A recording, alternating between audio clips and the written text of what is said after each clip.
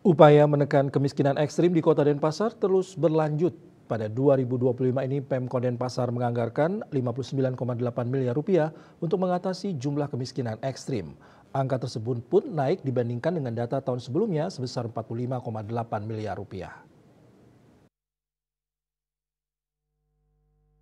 Wakil Wali Kota Denpasar IKD Agus Arya Wibawa mengatakan dari hasil verifikasi dan validasi Verivali, data kemiskinan ekstrim yang mengacu pada data Kemenko PMK 2024 sebanyak 14 kakak atau 52 jiwa ditetapkan sebagai penerima intervensi.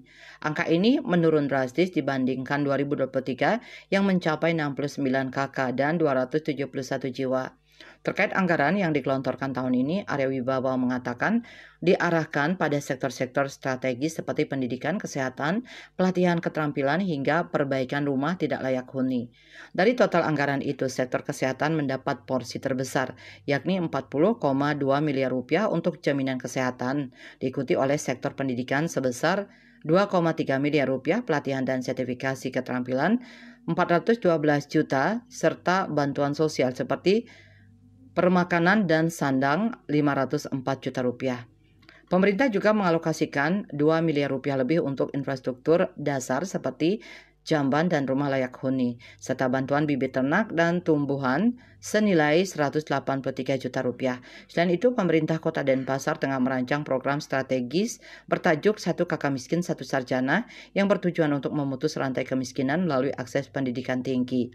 Arya Wibawa menambahkan Pemkot Denpasar saat ini juga tengah menunggu publikasi data hasil Verivali GCDT Sen atau Ground Check Data Tunggal Sosial dan Ekonomi Nasional sebagai dasar integrasi program penanggulangan kemiskinan dengan data BPS.